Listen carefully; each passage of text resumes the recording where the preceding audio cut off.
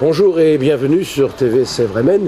C'est notre émission désormais mensuelle, notre rendez-vous mensuel avec des auteurs, avec la littérature, avec des livres de toute espèce et de tout genre au pluriel. Aujourd'hui, nous recevons Frédéric Lefebvre pour son livre Pieds de carton et jambes de bois, on va en reparler tout de suite. Bruno Piquet pour son livre Tribulation d'un cerveau tourmenté. On lui demandera si c'est de son cerveau dont il est question. Et puis Philippe Maire pour Le singe vert, mais ça n'est pas un ouvrage de zoologie. Nous sommes ici en direct depuis le centre culturel Leclerc de Clisson, où désormais vous pouvez trouver tous ces ouvrages dont nous parlons régulièrement maintenant tous les mois. Bienvenue donc à TV Sèvres-Maine et bienvenue au centre culturel de Leclerc. Alors, Frédéric Lefebvre, nous allons commencer par vous. Oui. Bien que la parité, on pourrait commencer aussi par les messieurs, mais on va commencer par vous, car nous avons toujours un petit zeste de tradition ici à TV Sèvres-Maine. Alors, vous avez fait un petit bouquin épatant parce que il est question de quelques problèmes importants, pieds de carton et jambes de bois. Explication.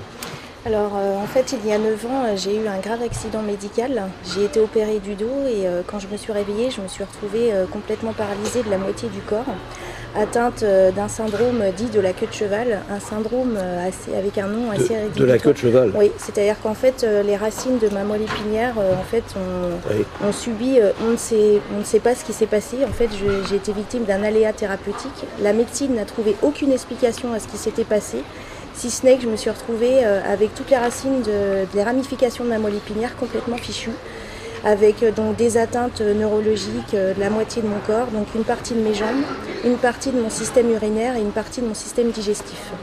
Donc il a fallu que je me reconstruise. Déjà ils ne m'ont pas expliqué du tout ce qui m'arrivait, parce qu'eux-mêmes ne comprenaient pas. Donc je me suis retrouvée face à un milieu qui était complètement dans le mutisme total. Donc moi il a fallu que j'accepte ça. Et j'ai voulu raconter en fait tout mon parcours, ma déconstruction d'abord, puis ma reconstruction pour arriver à ma résilience en fait. Alors, quel est votre sentiment après ce que vous avez vécu sur le monde médical en général? Alors, moi, mon vécu, j'ai d'abord eu de la colère forcément parce que je demandais des explications et je voyais que derrière on était incapable de m'en fournir. Oui. J'ai d'abord eu le sentiment qu'il s'était passé quelque chose, mais qu'on ne voulait pas me le dire. Donc j'ai fait un procès qui a duré plus de 2 ans. Un procès qui s'appelle la CRCI, Commission régionale de conciliation et d'indemnisation. C'est un procès à l'amiable. Parce qu'en fait, quand il y a un aléa thérapeutique, qu'on ne trouve pas en fait une explication médicale, on vous indemnise, c'est l'État en fait qui vous indemnise. Et en fait, j'ai d'abord eu cette colère, mais ensuite j'ai eu un apaisement parce que je me suis rendu compte qu'il fallait que j'accepte que je n'aurais jamais d'explication. Mais par contre, le ressenti que j'ai eu sur ce milieu, c'est un extrême fossé qui se creuse entre le patient et le praticien qui, certes, sans doute, se rend compte qu'il ne peut pas tout expliquer. Mais par contre, il est incapable de dire au patient, voilà, ça s'est mal passé. Alors, pardonnez-moi, est-ce qu'il est incapable de le dire ? C'est de l'incompétence dans ces cas-là, ou est-ce qu'il ne veut pas le dire, ce qui peut-être ça peut être à partir d'un bon sentiment, alors, vous comprenez? Moi je pense que ça dépend, c'est pas forcément lié qu'au milieu médical. Je pense que moi je suis tombée sur quelqu'un qui a mal accepté ce qui s'est passé, mais qui a été incapable, il n'arrivait pas, il n'avait pas envie de me le dire, et je pense qu'il avait peur. Et je pense que ma peur à moi, s'est télescopée à la sienne. Et du coup, en fait, on est resté chacun dans nos difficultés. Mais par contre, moi, ma force, ça a été de ne pas lui en vouloir. Parce que j'avais pas envie d'avoir d'aigreur.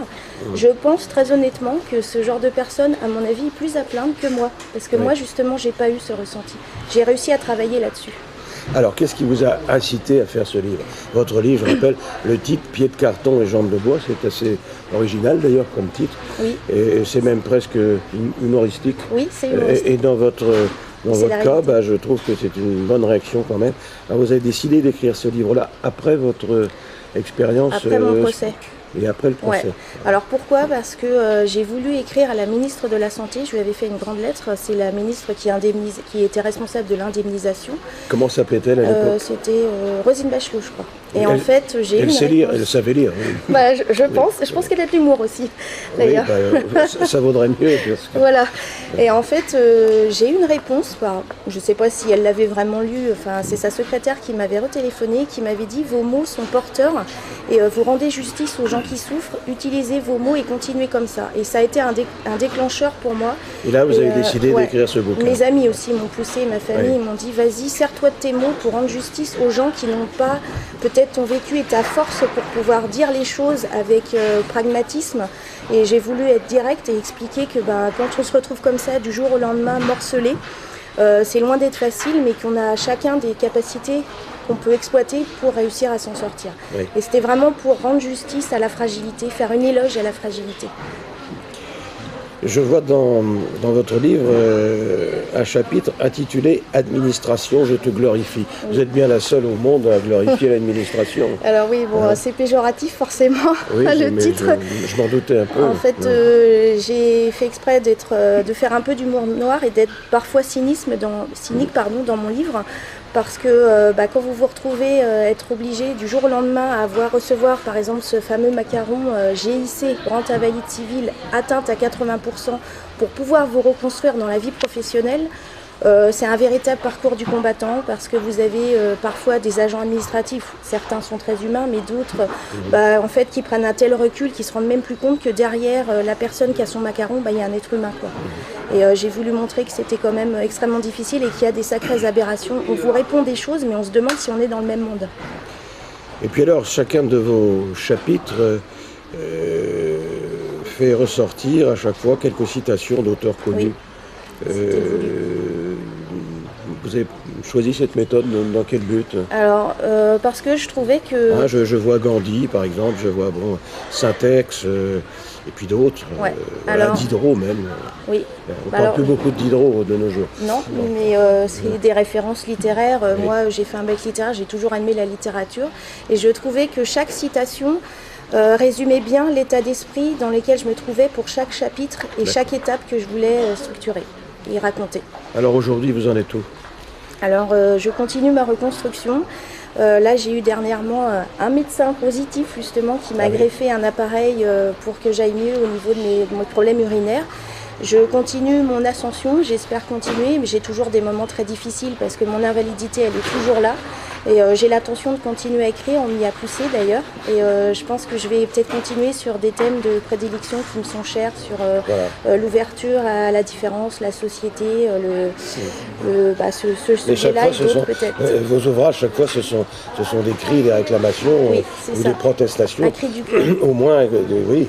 Et le prochain livre, ce sera la même chose dans le même esprit aussi. Je sais pas, j'ai plusieurs idées. En fait, j'ai commencé un peu à un personnage avec des thèmes qui moi me sont chers. Après, en fait j'ai commencé plusieurs chapitres, je sais pas trop encore comment ça va se structurer, mais je pense que je suis peut-être pas encore en phase parce que je porte encore ce livre et comme j'ai besoin de souffler, mais je sais pas, j'ai que quelques idées. Ce sera encore un combat, votre livre prochain? Je pense. Un combat social parce que je suis une battante et il y a des choses qui m'exaspèrent dans la société et je pense que j'aurai encore des choses à raconter. Alors je rappelle votre livre, Pieds de carton et jambes de bois, Frédérique Lefebvre, ici présente, chez Edilivre, qui est votre éditeur. Voilà. Merci Frédéric. Je vais maintenant passer à un autre exercice et à un autre livre, Les tribulations à l'intérieur d'un cerveau tourmenté et autres nouvelles de Bruno Piquet, qui est à mes côtés. Bruno Piquet, qui édite, lui, chez Leitmotiv. Donc on retiendra cet éditeur. Alors déjà, je voudrais présenter la couverture de ce livre à la caméra. Voilà. Bon, alors, c'est curieux, comme c'est un livre cartonné, bien sympathique. Son poids aussi. Hein. Voilà. Alors ce dessin, c'est un peu surréaliste, c'est comme dessin. Oui. Il y a des gros yeux. On dirait un sous-Picasso, si on peut appeler ça comme ça. Si vous voulez. Hein, oui. Alors est-ce que c'est votre cerveau, Bruno Piquet, qui est tourmenté ou pas? Oui, enfin tourmenté, on pourra s'expliquer sur Oui. le mot. Bah, Mais c'est vrai que c'est une très belle couverture puisque mon éditeur exploite aussi un studio graphique.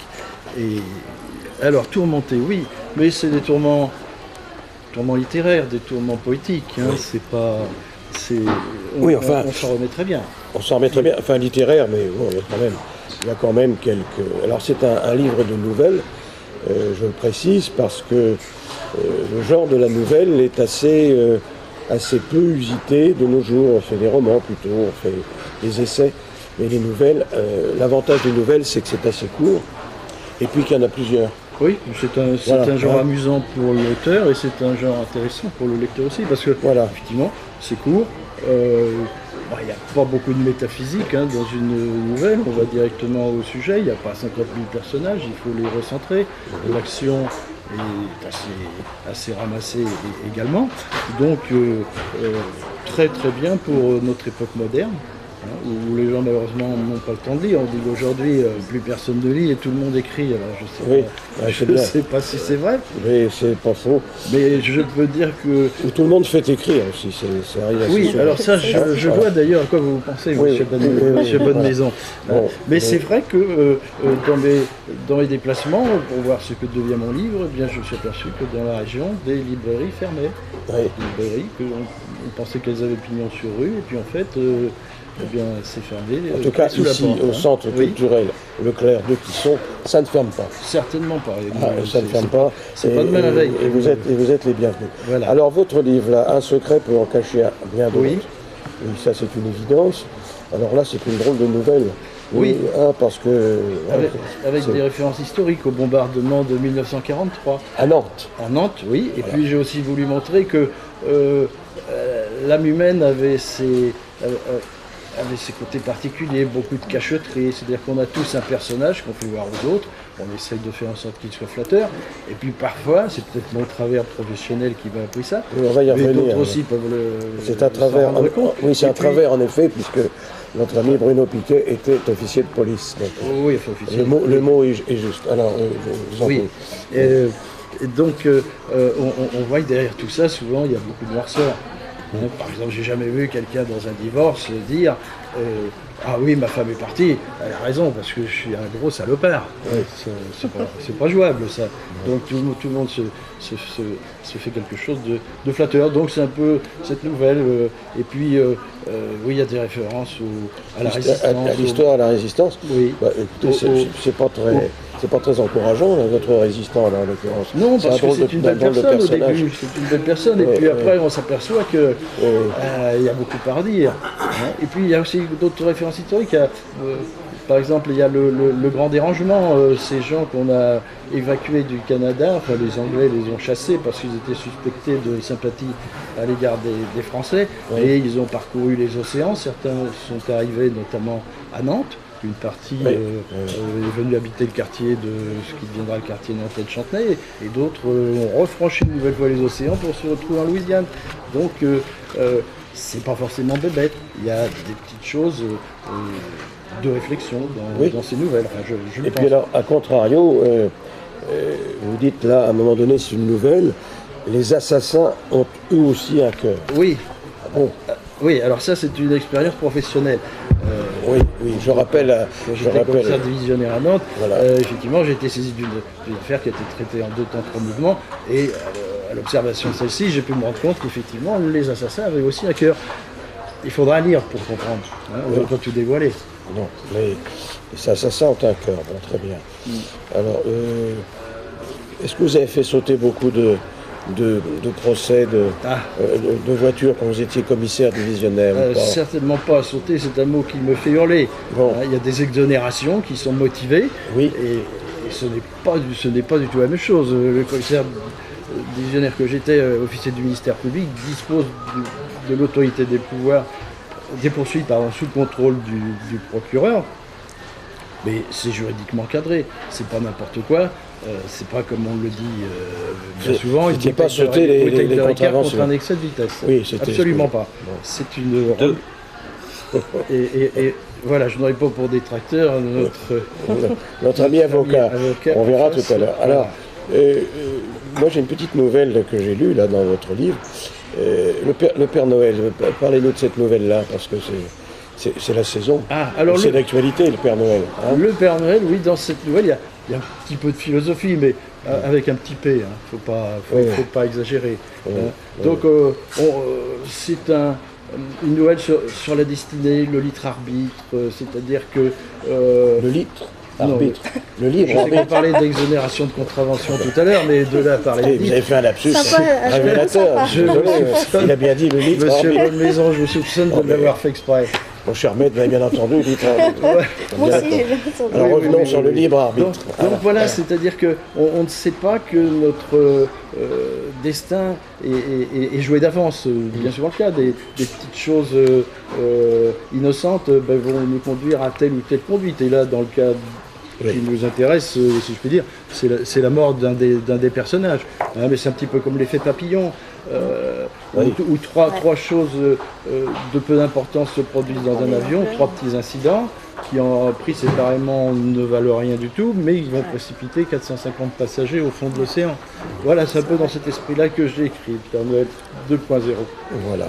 C'est en tout cas un charmant petit livre qui est bien écrit. Merci. Il y a un zeste de Raymond Queneau là-dedans, je veux dire que ça a un côté surréaliste, d'ailleurs comme la couverture. J'y reviens un petit peu. Et en tout cas, on le trouve dans toutes les bonnes librairies, et ici, bien entendu, au Centre culturel de Leclerc, puisque nous y sommes. C'est votre deuxième bouquin. C'est mon deuxième livre, oui. Avant, vous aviez fait L'enfant trouvé dans un panier. Oui, qui avait une autre présentation, 800 pages et 800 pages. En 2 volumes et 450 pages. C'était un gros bébé, 800 pages, non? Oui, l'accouchement a été difficile, et un gros panier, mais l'éducation encore plus. Oui, d'accord. Alors, voilà, Bruno Piquet, Tribulation à l'intérieur d'un cerveau tourmenté et autres nouvelles. Voilà. Chez Leitmotiv, l'éditeur. Merci. Ah, je dois dire aussi qu'on peut le trouver sur Internet, Tribulation Pluriel, tribulationcerveau.blogspot.com. C'est bien ça. C'est tout à fait ça. Voilà.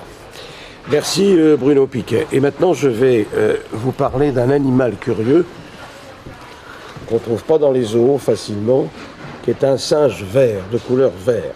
L'auteur, c'est Philippe Maire, et l'éditeur, Yellow Concept. Alors, je vous fais voir ce livre avec un singe vert. Alors, Philippe Maire, ce singe, il vient de la planète Mars pour être vert ou quoi? Non, le Singe Vert, c'est un restaurant à New York où une partie de l'intrigue se passe. Et pourquoi j'ai arrêté ce titre? Parce que c'est dans ce restaurant que la vie du héros bascule. C'est un livre sur l'être et le paraître, la course à la reconnaissance est effrénée, et le héros court toujours après le toujours plus. Et puis un jour, sa vie bascule parce que sa femme lui téléphone pour lui dire que son fils est en prison pour trafic de drogue. Et là, il s'aperçoit qu'en réalité, il court après des chimères. C'est un peu autobiographique, non pas, mais ou en tout cas, c'est inspiré d'une affaire que vous avez connue. Comme de gens que j'ai rencontrés, sans doute. Comme, vous savez, la définition du roman par Franck-Olivier Gisbert, c'est des histoires vraies racontées par des menteurs. C'est ça. Donc tout est vrai et tout est faux. Tout est faux en même temps.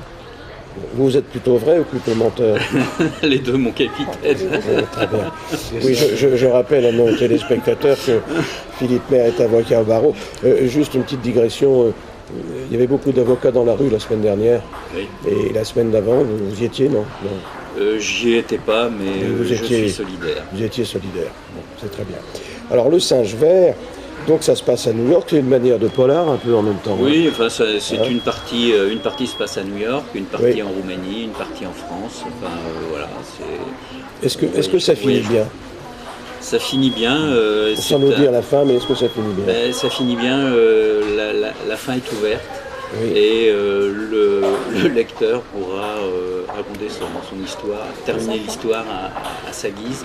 Et d'ailleurs, beaucoup de gens me disent à quand le deuxième volume? Mais oui, alors à quand le deuxième volume? Il est en route. Pas parce que je finalise là un autre ouvrage, mais qui n'a rien à voir avec la justice. Mais là, si vous voulez, ce que j'ai voulu écrire dans ce livre en 200 pages, si vous me permettez, je vais... Après, j'ai pris une leçon d'humilité parce que j'ai trouvé une phrase d'un jeune auteur pas très connu qui s'appelle, je ne sais pas si vous avez entendu parler, qui s'appelle Blaise Pascal. Blaise Pascal, oui. En 4 lignes... J'ai connu Pascal Blaise, mais c'est vrai. En 4 lignes, il a dit ce que moi j'ai mis 200 pages à écrire. Et je trouve qu'il est très fort. Nous voulons vivre dans l'idée des autres d'une vie imaginaire et nous nous efforçons pour cela de paraître. Nous travaillons incessamment à embellir et conserver notre être imaginaire et négligeons le véritable. Et là, voilà, il est très fort parce que moi, il m'a fallu 200 pages pour écrire, pour m'approcher de cette vérité.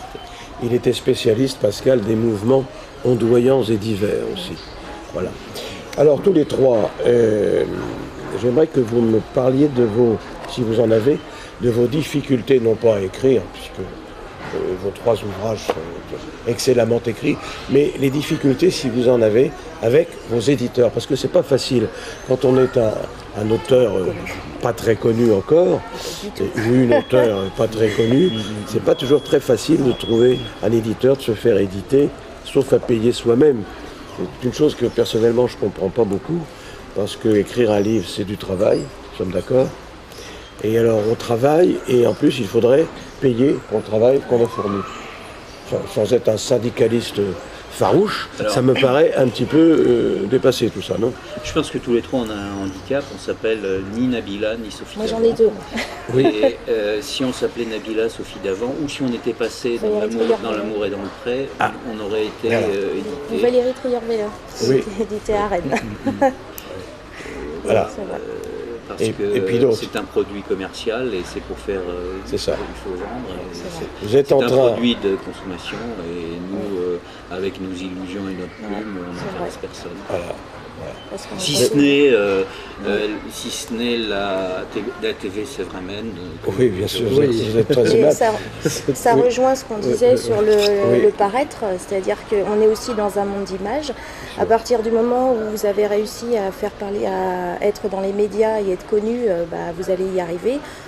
Si on n'est pas connu et qu'on n'est pas passé dans les médias et que c'est notre première, voilà. Et ça correspond aussi au paraître. Si on est humble et on est resté, c'est pas forcément les gens qui sont les plus humbles qui arrivent le mieux. Oui, mais moi je pense qu'il ne faut pas être trop humble, en ce sens où il faut aller de l'avant, il faut savoir défoncer les portes. Mais même en les défonçant. En ligne, moi je l'ai fait. Moi j'ai eu 2 expériences malheureuses. Puisque mon premier éditeur, pour cet enfant trouvé dans un panier, il n'a pas de chance, votre enfant, a mis la clé sous la porte, et ça s'est terminé d'une manière assez lamentable. Bon, mais il y a quand même des éditeurs qui sont en recherche, parce que moi je vois les libraires, et puis tant pis pour les grands auteurs, mais ils me disent Musso, on en a marre, Houellebecq, il n'y a que lui. Je ne parle pas de 50 nuances de grès. Oui, c'est très mal écrit d'ailleurs. C'est pas moi qui l'ai dit, mais je pense tellement fortement que vous l'avez repris. Mais il y a quand même des éditeurs qui sont en recherche, notamment des petits éditeurs. Alors forcément, c'est pas la grande porte, ils n'ont pas de grands moyens. Moi, je suis très très satisfait d'être édité par Leitmotiv. Je termine. Et j'ai envoyé 25 manuscrits en ligne et 15 sous forme de papier, ça finit par coûter. Moi aussi, j'en ai envoyé 15 et j'ai donc arrêté. c'est pas beaucoup, il y en a certains qui sont à 100, 150 essais malheureux. Moi je suis un auteur on arrête par souci financier aussi. Moi au bout de 15, j'ai écrit à Rennes, à Albin Michel. Alors j'ai quand même vu, moi, qu'on m'avait dit que s'il y a la petite étiquette vue, c'est qu'ils prennent quand même le temps de ne pas le jeter à la corbeille, mais de le lire. Sauf qu'ils vous répondent, nous avons notre quota de manuscrits, nous avons notre quota de récits. Pas à la ligne éditoriale. Oui, voilà. Oui, donc, alors, je pense que par-delà l'éditeur, ce qui est encore plus important, c'est un éditeur qui a un diffuseur. Voilà. Parce qu'il faut avoir accès aux médias, ce que nous avons aujourd'hui. Mais il est évident que si on écrit avec un éditeur confidentiel et si ce n'est pas diffusé, on n'a aucune chance de passer. Et à partir du moment où on n'est pas diffusé, on n'est pas connu. Et si on n'est pas connu, on a le prochain bouquin, on a les difficultés aussi à retrouver un éditeur. Eh bien, je vous remercie tous les 3. Merci Frédéric, merci Philippe Maire, merci Bruno Piquet. Je rappelle vos ouvrages.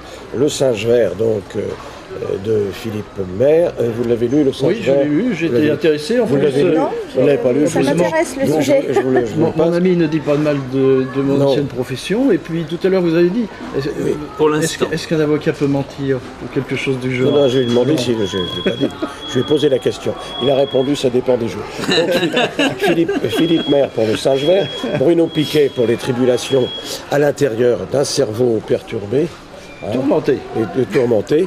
Et puis Pied de carton et jambes de bois pour Frédéric Lefebvre. Merci à tous les trois.